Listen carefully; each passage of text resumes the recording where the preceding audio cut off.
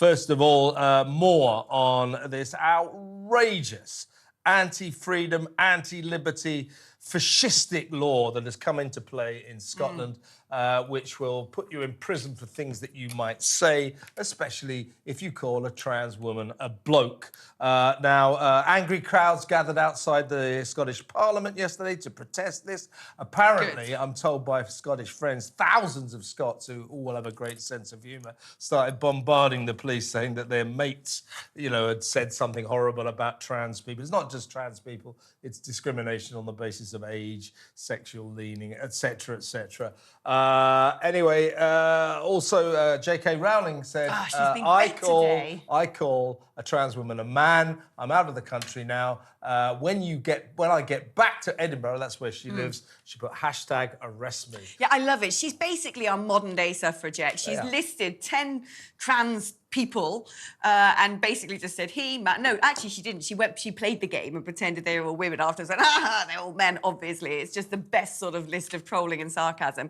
And I want her to be arrested. I want to see that woman dragged to a Scottish police cell in handcuffs so the world can see how authoritarian and balmy this law is.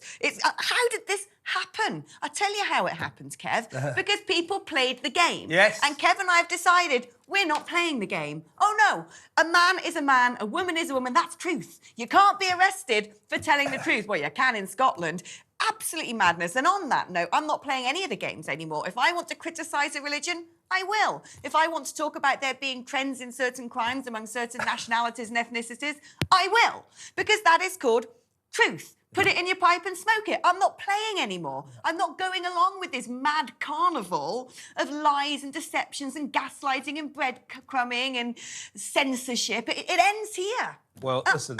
You don't have to play either. Good for you. Thank God for you. JK Rowling, of course, you're talking about Isla Bryson, the male bloke, double rapist who decided that he was a woman and that idiot Nicola Sturgeon put him into a female prison, endangering all the vulnerable inmates there. Obviously, that decision was soon rescinded and basically Nicola Sturgeon's career ignited and ended on the altar of that absurdity. And I'm reading all the papers today talking about playing the game. I'm reading all the papers, which are in a high state of indignation about this, particularly the Mail, quite rightly. And then they start writing, so here's some really bad examples of trans women and their behaviour. And it says, Samantha so-and-so showed her penis to an 11-year-old boy. Play the game.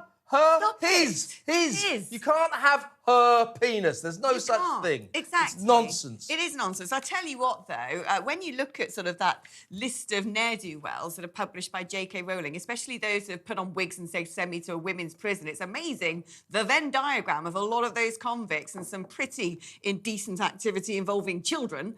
It's not good, is it? You can't be some sort of kiddie fiddler, then put on a wig and be like, let me get into your classrooms, let me get access to your women, let me film under the toilet door of cubicles. I mean, just stop it.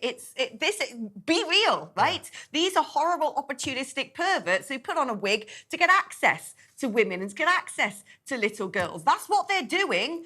So I'm not playing sure. the game is enabling it. We've got to move on. There'll be lots more of this on Crosstalk later on. But I'm not sure that Humza Yousaf, the First Minister of Scotland, has got the intellectual capacity to understand what he's done here. This is North Korean. This is Nazi Germany, fascist Italy. This is the worst excesses of illiberal activity that you can possibly imagine. This guy has turned Scotland into a fascist state where people can be arrested for things they say in their own home.